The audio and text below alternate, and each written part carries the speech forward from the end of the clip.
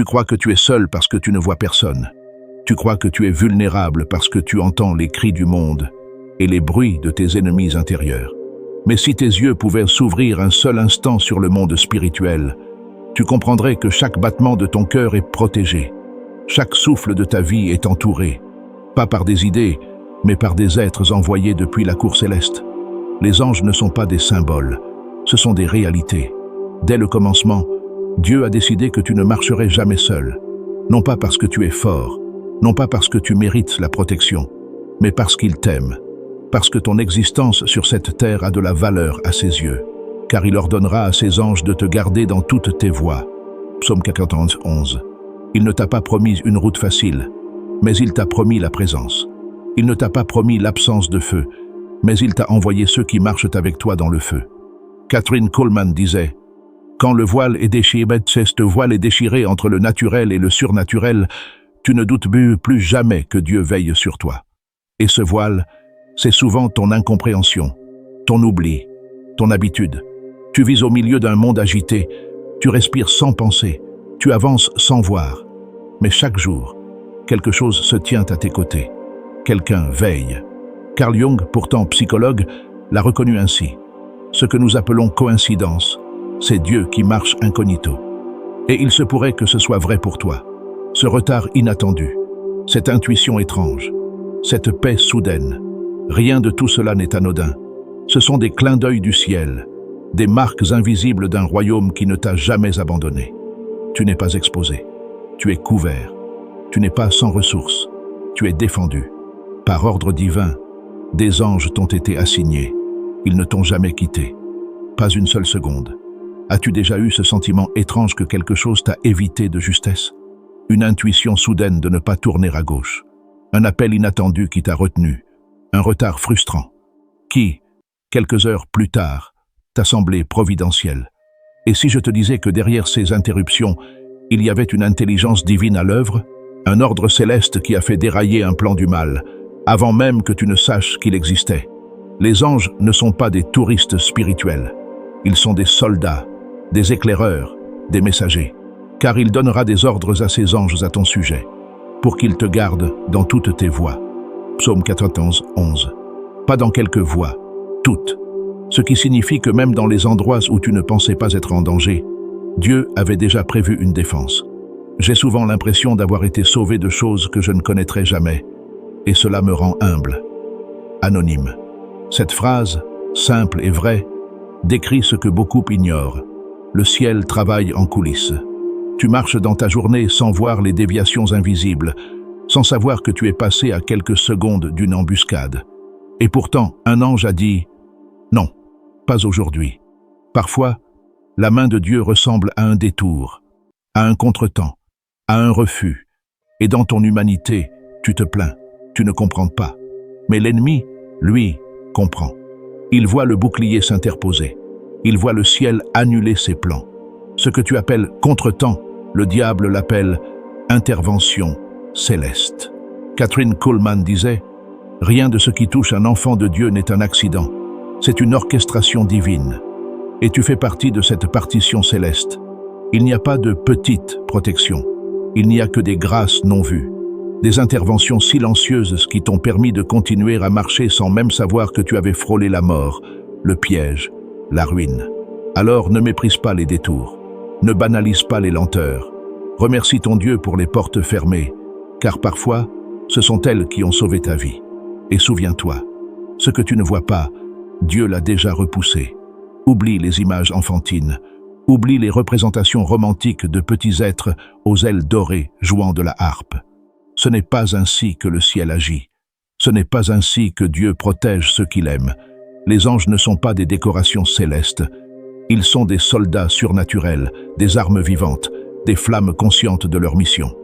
Dans 2 Rois 19:35, l'écriture est directe, presque choquante. Cette nuit-là, l'ange de l'Éternel sortit et frappa 185 000 hommes dans le camp assyrien. Un seul ange, pas une armée, pas une légion. Un seul messager du Très-Haut a effacé, en silence, une force humaine entière. Voilà la réalité spirituelle qu'on évite souvent de regarder en face. Les anges sont redoutables. Et quand Dieu les envoie, c'est une déclaration de guerre contre le mal. Ils ne discutent pas, ils ne négocient pas, ils obéissent.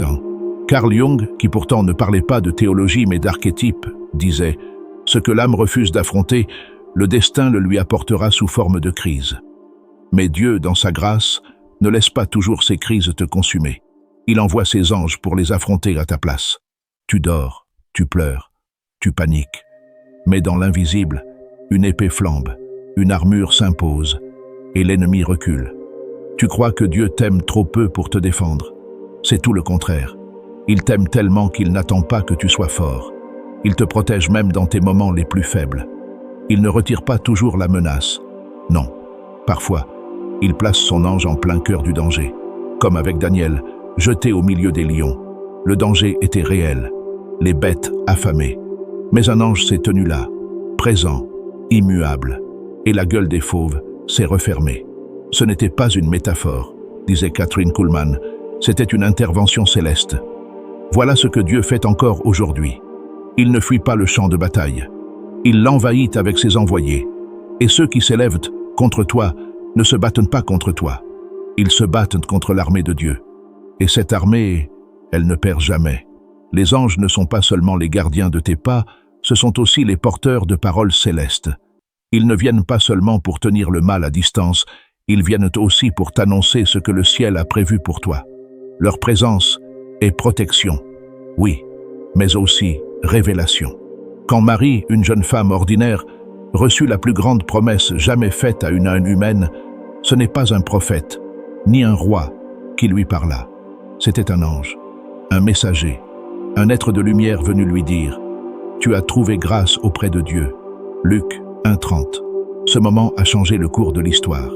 Et pourtant, il a commencé dans le silence, dans l'intimité, avec une visitation angélique.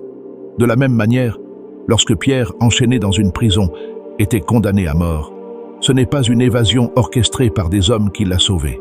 C'est un ange qui est venu le réveiller, le libérer et le guider. L'Écriture dit « Et voici, un ange du Seigneur survint, et une lumière brilla dans la prison. » Acte 12, 7. Il ne cria pas, il ne força rien, il vint avec autorité, et les chaînes tombèrent. Mais les anges ne parlent pas seulement avec des mots. Parfois, ils parlent au cœur, par un calme qui descend soudain, une paix inexplicable, une pensée claire dans la tempête. Tu étais perdu, et sans savoir pourquoi, ton âme a été ramenée à la vie. Ce n'est pas ton imagination, c'est une réponse céleste. Un messager du ciel est venu, non pas pour expliquer, mais pour apaiser. Kathryn Kuhlman disait « Ce que l'on ressent dans la présence des anges n'est pas de la peur, mais une paix si parfaite qu'elle ne peut venir que de Dieu. » Et tu l'as peut-être déjà vécu, ce moment où tout semblait s'effondrer, mais un souffle est entré dans la pièce. Personne n'a parlé, mais ton cœur a su quelque chose, ou quelqu'un venait d'entrer. Les anges ne sont pas bruyants, mais ils sont clairs. Leur langage est celui du ciel, pur, apaisant et puissant. Et parfois, c'est exactement ce dont ton âme a besoin. Non pas une solution, mais un signe que tu n'es pas oublié.